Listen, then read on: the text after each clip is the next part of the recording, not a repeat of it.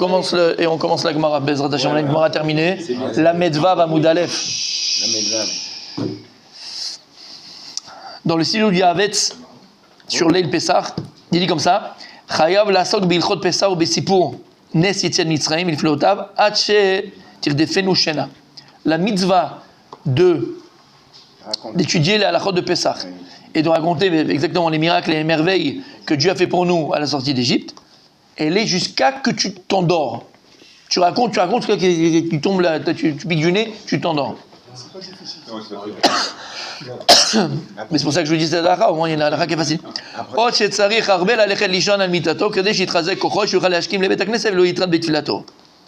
Ou bien il dit, si tu sens que tu es fatigué vraiment, alors là tu dois aller dormir sur ton lit. Pourquoi sur ton lit? Pas comme ça, sur la table, sur le lit, tu vas dormir comme il faut. Pourquoi? Pour que... Non, quand tu as tout fini, ça dit. Il dit pour que tu reprennes toutes tes forces et que c'est très important la tefila du matin, la tefila de Pessah, la tefila du matin, elle est très très très importante. Et pourquoi il le dit? Parce que combien de personnes, le seder, ils font jusqu'à 4h du matin, et ils arrivent à l'Enou Shabbat et ils viennent même pas pratiquement à la tefila. T'as rien gagné mon fils, t'as rien gagné. Il vaut mieux que tu ailles un peu plus vite dans le seder et que tu ailles dormir à minuit et demi parce que t'es crevé ou 1h du matin. Bémet, exactement, comme il a dit Tzadik, Sefer Torah vivant, c'est comme Shavuot. C'est comme Shavuot, d'accord? Si tu sais que tu vas faire la veillée, tu vas pas te réveiller pour la tefila le matin, laisse tomber. Laisse tomber. C'est comme un Sukkot. Comment? Est-ce qu'on peut comparer la veillée de Shavuot qui est à Minak, si je ne me trompe pas, à Pessah qui est une mitzvah de la Torah? C'est pas comparé. C'est pas comparé. On parle d'être censé. C'est d'être censé. Comment on appelle ça? La veillée de Shavuot ou la veillée de Shana Rabba, elles sont très très très importantes, très importantes. On l'a vu, on l'a étudié, on a expliqué, on a fait des cours en veux-tu en voilà. C'est pas enregistré parce que c'était fait, il n'a pas voulu, Monsieur Pio. Je lui ai dit vas-y, appuie sur le bouton, il n'a pas voulu, tant pis. On n'a pas les cours, mais on a expliqué en long en large. Donc c'est très important. Et la logique, comme il a dit le tzaddik, c'est la même, d'accord? Faut que tu vois ce que tu gagnes et ce que tu perds, ce que tu perds et ce que tu gagnes.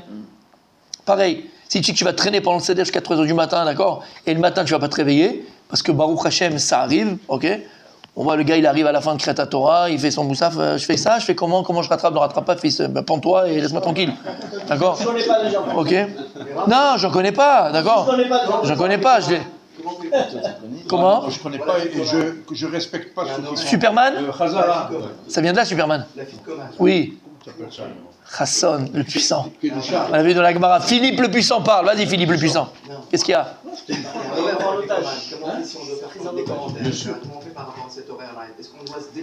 Tous les ans, je répète et je répéterai encore une fois. Il comprend rien, lui.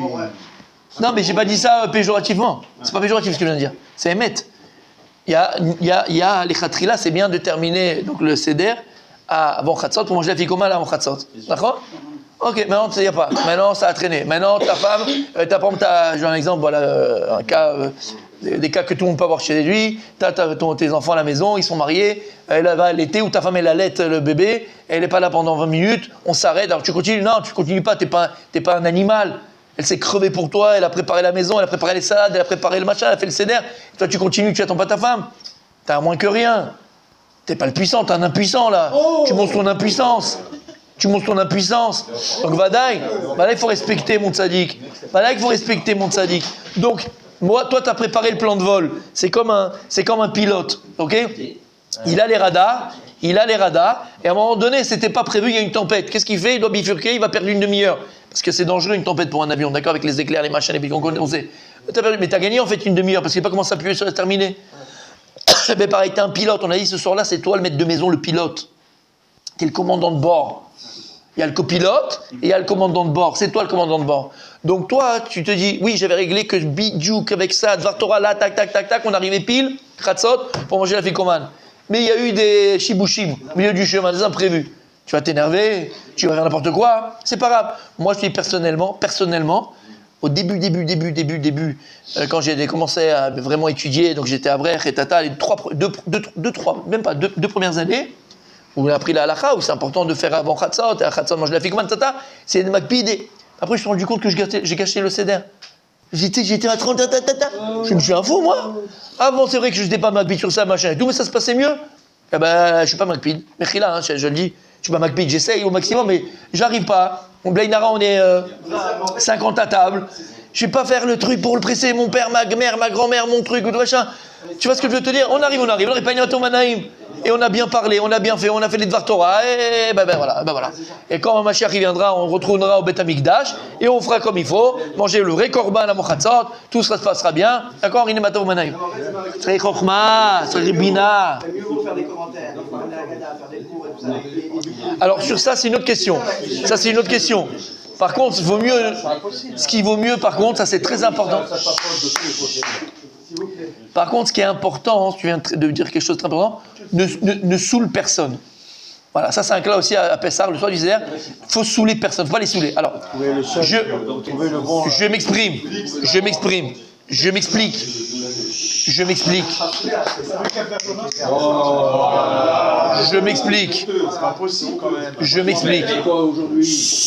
Ça veut dire quoi? Ça veut dire quoi? Il ne faut pas saouler les gens. Si tu es dans une assemblée, de toute façon, qui s'en foutent, bah, tu t'en fous toi aussi. Tu fais ton céder comme il faut, et entre guillemets, c'est à eux de se plier, de s'adapter là où ils sont. D'accord?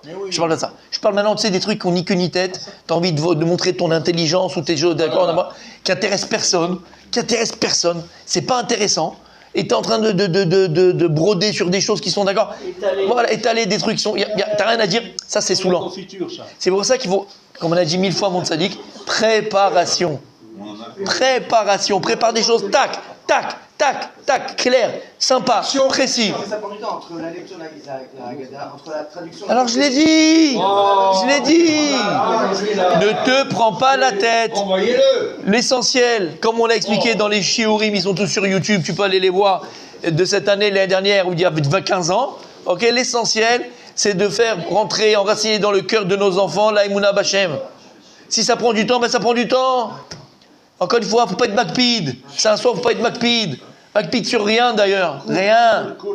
Bnei Chorin. Tu vas être Makpid comme tous les ans, comme les machins. Tranquille. Que ce soit un plaisir. Et beaucoup de respect, comme j'ai dit. Parce que des fois, quand on est Makpid sur les choses, on perd le respect des parents, des beaux-parents, des invités, de notre épouse. Comme je dis, elle est dans la cuisine, elle est partie faire un truc. Tu l'attends. Alors c'est vrai que des fois, ça boue ici parce que c'est trop long. On est tous dans le même bateau. D'accord? C'est trop long. Bon, ben, tu prends sur toi. Là, tu racontes quelque chose. Tu fais une chanson, tu fais un mime, tu fais un sketch. Anilodéa, fais ce que tu veux. Est-ce qu'on peut le faire après la Fikomet, ça? Quoi? Ouais, s'ils sont là, mais en général, ils vont dormir. Donc, ça, t'as raté. Ça tout seul. Quand te reverrai-je, pays merveilleux. Hein? Voilà, c'est ce qui risque de t'arriver, mon tzaddik. Ok? Voilà, mon tzaddik. Alors, il dit le Yahavetz, messieurs, très important d'aller dormir si on est. C'est incroyable! Faites quelque chose. C'est les sirènes qui sont on est tous crevés. Donc, messieurs, très important, Rabbi Daniel, d'aller dormir. Si on sait qu'on ne va pas se réveiller le lendemain matin, il faut être là à l'heure. La tefila, elle est très importante. Très importante. Rabbi Chaim Mivilna Zatzal, Rabbi Chaim Volojin, qui était le Talmid, qui était l'élève du Gaon de Vilna. Il écrit comme ça dans son Sefer Sifra de Tzniuta. C'est un livre extraordinaire. Non, il n'est pas là. Il n'est pas là. On va faire une appel, on va acheter des livres. C'est pour moi. Alors on y va, d'accord? D'accord. Et il dit comme ça, messieurs. Qu'est-ce qu'il dit le Rabbi Chaim Volojin? Mais tu te rends compte ce qu'on est en train de dire là? Tu devrais trembler, Rabbi Daniel. On a les paroles du Rabbi Chaim Volojin. Tu sais qui c'est, Rabbi Chaim Volojin? Il a écrit quoi, le Rabbi Chaim Volojin? Du Gaon de Vilna. Il a fait. Qu'est-ce qu'il a écrit? Entre autres, Nefesh HaChaim. Il est où Nefesh HaChaim? Il est là, messieurs. Ça explique tout Maaseh Bereshit, ça explique la Torah, ça explique tout est là-bas. Celui qui n'a pas étudié dans sa vie le Nefesh HaChaim, Choser Begilgul. Ah, les Dati, selon moi, il revient Begilgul. Il a écrit aussi Ruach Chaim. Sur quoi il a écrit Ruach Chaim? Sur les Pirkei Avot. Sur les Pirkei Avot. C'est Matok Midrash. C'est Matok Midrash. Alors qu'est-ce qu'il a écrit? Il dit comme ça. Veitbonen niflaot me'achat mehena. Je sais pas, regarde ce que je vais te dire, la splendeur de ce que je vais te dire. Je sais pas, mechad, pas machat. Bayom rishon shel Pesach, avu yad ve'gabet tre talmidei talmidav hachashuvim. ומאשר היו יודעים זה דרכו בקודש מעולם הפלגת שמחתו וחדוות השם מעוזו, אשר היה שש ושמח ביום טוב כמצוות עלינו בתורתו. Il parle de qui? Du Gaon de Vina. Il dit j'étais comme ça devant le Gaon de Vina. Le Gaon de Vina, oui, le Agra. Il dit celui qui n'a pas vu le Gaon de Vina pendant les Chagim, il n'a pas vu c'est quoi la Simcha Bechagim. La Simcha qu'il avait le Gaon de Vina pendant tous les Chagim, mais là en l'occurrence c'est ça. ושמח ביום טוב כמצווה עלינו בתורתו יתברך שמו אשר היה להפליא. וכאשר ראו אז שאין שמחתו במלואו, וטובו כל כך כהרגלו, et une fois on a vu qu'il n'était pas aussi samère que d'habitude le Gaon. Il n'était pas comme d'habitude. שאלו פיו הקדוש, על זה ולא רצה להשיב. Il dit, à cause de quoi? Rabbi, pourquoi t'es pas aussi heureux que d'habitude? D'habitude c'est mamash, tsaola besimcha. Il n'a pas voulu répondre. Vivtsiru bomeod. Et les élèves, ils ont vraiment... on a insisté, s'il vous plaît, s'il te plaît. Dieu, pourquoi, qu'est-ce qui se passe? Le Echol, il n'a pas pu se retenir et il a dit comme ça. Là, ce sont les paroles du Gaon de Vilna, messieurs. Rapportées par son élève qui s'appelle Rabbi Chaim de Volozhin. Chaim Volozhin, Zachary Shuracha. Uchachani l'gaot lachem Hashem darki mo'alam beze. Il dit, je vais vous dévoiler quelque chose qui m'est jamais arrivé. Et quand même, Mashekatu, parce qu'il dit, Shlomo HaMelech, Deaga belev ish, yasichena le'acherim. Deaga belev ish, yasichena. Si quelqu'un il a une inquiétude dans son cœur, si t'es inquiet, parle-en aux autres, parle-en à quelqu'un. Je peux mettre une parenthèse ici? Oui, bien sûr. Un beau pirouche que je vous ai inventé déjà là. Ouais, bah alors, Il dit Shlomo HaMelech. Il dit Shlomo HaMelech. Deaga belev ish yasechena la'acherim. Si quelqu'un il a une deaga, si quelqu'un il a une inquiétude, alors qu'est-ce qu'il dit Shlomo HaMelech? Il faut qu'il en parle aux autres. Il faut en parler à quelqu'un. Pourquoi? Que ça va changer? On sait que c'est dans Michelet. Michelet sont des conseils que nous donne Shlomo HaMelech. En quoi c'est un conseil? En quoi c'est un bon conseil? Et il dit en fait, écoute bien. Si Chaz Vesham, quelqu'un il est dans un Isaïon, quelqu'un il a une épreuve. Donc il a une inquiétude, il est inquiet, il est dans une épreuve. Il n'est pas bien, d'accord? C'est un Isaïon. Il dit, sache qu'Akadosh Baruch Hu ne peut pas envoyer un Isaïon à quelqu'un en sachant que son Isaïon à lui va forcément aussi va forcément peiner les personnes qui lui sont proches. Quand maintenant tu vois que ton fils il a un problème, ça va te faire du mal à toi. Ou si maintenant un fils il voit que ses parents ont un problème, ça va lui faire mal. Ou un ami, un bon ami, n'importe qui, quelqu'un de proche en tout cas. Si tu sais quelqu'un de proche, il est dans une épreuve, il est dans la difficulté, forcément toi aussi ça va te faire de la peine. Il dit Akadosh Baruch Hu n'envoie pas un Isaïen à une personne en sachant que cette épreuve-là peut faire aussi de la peine aux autres et donc ça soit aussi un peu un Isaïen pour eux. Shamata, t'as compris? C'est-à-dire que si maintenant, toi, t'entends le Isaïon de quelqu'un qui t'est proche et ça te fait du mal et ça te fait de la peine et ça te fait quelque chose, c'est que c'est aussi ton Isaïon à toi. Shamata? Donc il dit Shlomo HaMelech, Deaga belev ish, t'es quelqu'un il est dans un Isaïon, quelqu'un il a une peine, quelqu'un il n'est pas bien, quelqu'un il a une inquiétude. Il dit parle-en aux autres. Lama, parce que peut-être tu vas parler à quelqu'un qui lui n'est pas lié à toi et qui ne devait pas avoir cette peine-là. Maintenant tu lui as dit, il va avoir de la peine pour toi, mais lui n'était pas dans ton Isaïon, il ne devait pas avoir de la peine pour toi. Qu'est-ce qu'il va Kadosh Baruch Hu? Alors il annule ton Isaïon pour lui, parce que lui il ne devait pas être dans ton Isaïon. Shamata, c'est extraordinaire. Mais pardon, moi j'avais entendu que justement quand on avait des fois des soucis, il fallait pas forcément en parler parce que ça leur donnait aussi, avec la parole, ça leur donnait aussi une importance plus importante et ça les... C'est pas tout à fait... Si, c'est deux choses différentes. Deux choses différentes. Par exemple, on parle dans la Gemara, par exemple, quand Abaye il était malade, on l'a vu ensemble. Début là, il a son shamash, il a dit ne dis à personne. Après, il a dit tu peux dire quand ça s'est aggravé. D'accord? Donc là, quand quelqu'un a une daga belevish, d'accord, quelqu'un a vraiment une daga, quelqu'un a vraiment une isayon, parle-en aux autres. Parce que tu peux te tomber sur quelqu'un qui n'est pas lié à ton isayon à toi. Maintenant, lui va être peiné, alors qu'il ne devait pas être peiné. Tu obliges Kabiachol à Kadosh Baruch Hu à arrêter ton isayon pour la personne qui n'était pas, elle, amenée à le recevoir. T'as compris? Il a fait. En tout cas, le Gaon de Vilna, il vient, il leur a dit, en fait, j'ai une Deaga belevish. C'est vrai que j'ai une Deaga, j'ai une inquiétude. Alors, Shlomo HaMelech, il a dit, il faut en parler, alors je vous en parle. Voilà pourquoi je ne suis pas aussi sa mère que d'habitude. Qui bezoa laïla, ba elai Eliyahu Hanavi. Il a dit à ses talmidim, parce que cette nuit est venu Eliyahu Hanavi. Il a eu Gilou Eliyahu Hanavi. Vegilali nyanim chidushim noraim en cheker beshem yudbet à la pasouk. Il dit, et il m'a dévoilé des secrets de la Torah. Comme écrit Alouzé Banegev. C'est quoi l'Ouze Banegev? Meraglim. Meraglim. On est dans quoi, nous, dans la Gemara? Meraglim. Il a fait. Ou Beomdi Baboker Mirov Aflagad Asimcha.